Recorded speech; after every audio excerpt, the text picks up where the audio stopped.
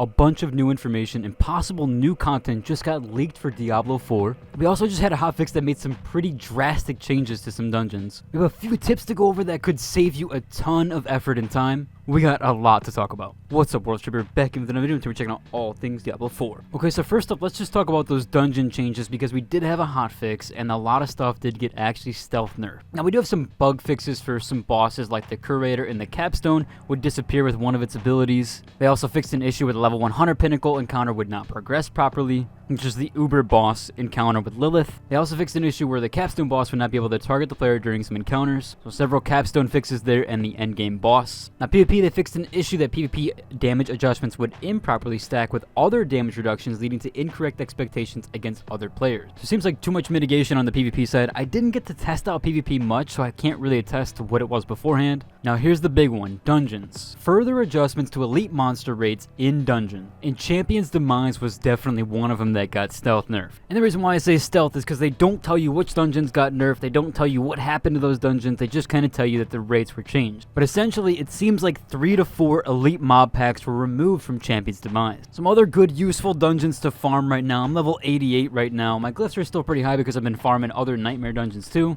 However, if you need to know some dungeons, the dungeons Ruins of Eridu and Blind Burrows are really good dungeons to split farm back and forth. You could do it solo too, you don't need to split farm. In fact, I'm entirely solo and currently 88. Those are 2 good dungeons to look out for, and they're the bottom right of the map. Now, they also addressed an issue where party members who failed the Nightmare Dungeon would end up in a separate instance of the new Nightmare Dungeon. And yeah, when I got my first Nightmare Dungeon key, I didn't know how hard it was going to be, so I ended up grouping with people. And when we tried to enter in, everybody kept getting instanced out, and I basically lost my first key. Which at the time, I didn't know how significant or insignificant that was going to be because nobody really knew. But luckily, you get keys like crazy, and if you need to, you can do the Whispers event. But yeah, so I'm definitely glad that issue got fixed. They also fixed an issue where players could receive credit for Nightmare Dungeons when other players were completing normal dungeons, which that is absolutely insane that people were doing that. That had to be such good XP and crazy glyph farming, because the speed that you can do regular dungeons, especially the lower level ones, if some people are in like the lower level ones, not sure if it crosses tiers or what happens, but that is absolutely crazy. So kind of glad they patched that, because that's a big exploit that people were probably taking advantage of. Here's a weird one with items. They fixed an issue where items would drop in lower world tiers than originally intended. I never saw anything crazy, although I did get some uniques quite early on.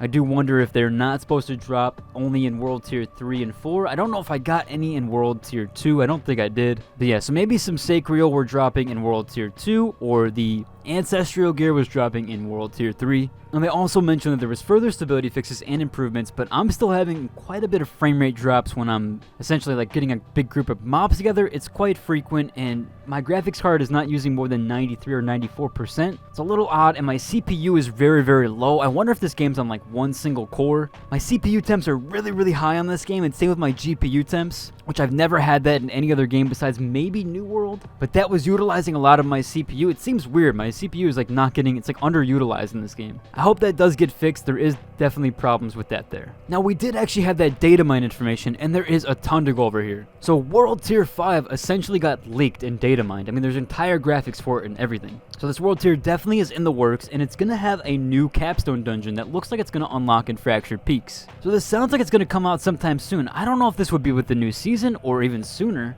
But yeah, the other World Tier, like World Tier 4 getting into, is only level 73 technically. You know, of course, people did it a lot sooner, myself included. But yeah, so World Tier 5 is probably going to be around 80 and 90, seeing as there's a big gap between that section from 50 to 70, and after that point, there's nothing. So again, you'll have to complete a new Capstone dungeon, it looks like. We also got those new gem ranks, and not only is there 1 new gem rank, but there's 3 new gem ranks. So there's a 6th ranked, a 7th ranked, and an 8th ranked gem. We actually don't know about the rank 6th or the name of the rank 6 gem. However, we do know that rank 7 is magnificent and rank 8 is perfect. Now, he does speculate on some of the values here and kind of the increases of percentages here. So I'll show kind of the graphical work for each of the gems and kind of showcase what it could be in potentials. However, I would of course take this with a grain of salt, as the data miner doesn't really know. He's speculating on all of these percentage. He just knows that there's these names and obviously other data that he's given and the graphical work. We also have some seasonal leaks with this data mine as well. Now, there's going to be something called a seasonal stash tab. And so it seems like you're going to have a bunch of stash tabs, or maybe just one tab in particular that's for the season.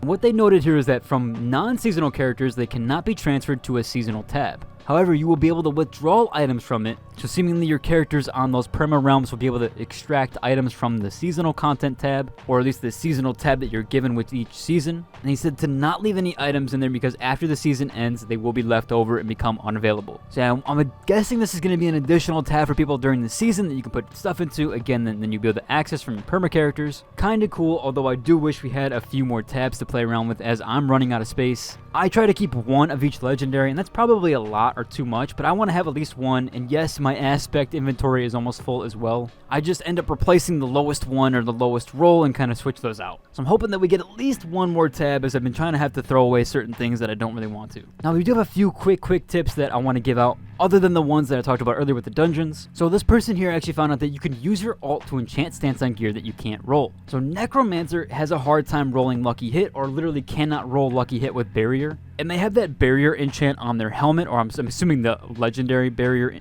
So essentially what they did is they made a level 25 sorcerer alt, and they were able to throw stash items back and forth, and the Sork alt was able to use that gear and then enchant it. And then they were able to roll that Necromancer gear lucky hit with barrier as one of the traits. That is absolutely massive, especially for certain classes that can't roll lucky hit or have a hard time rolling certain traits like that. It's good to know. I'm guessing this is probably going to be patched, so maybe do this sometime soon and get it on your gear before they take it away. However, maybe not. Maybe they do leave it in. It is odd that Necromancer can't roll certain things on their gear. I've also heard that they can't roll a few other traits. I think it was something with crit strike chance or something like that, where Necromancer just can't roll it on their gear. Can't remember the specifics on that. If any of you are Necromancer mains, let me know what you can't roll on your gear, which is absolutely crazy that you can't roll almost anything in the game. There's also a guide here that's actually pretty helpful for Nightmare Dungeon tier list. And this definitely helps with solo players like myself. So what this tier list does is it kind of showcases on what dungeons you probably should skip as a solo player, or at least what you might have difficulties with.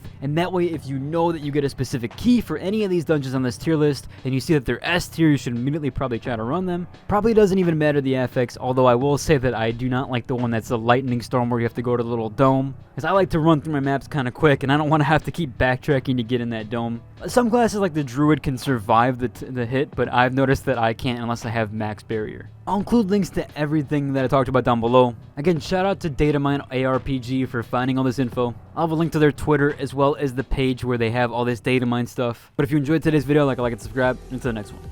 Deuces.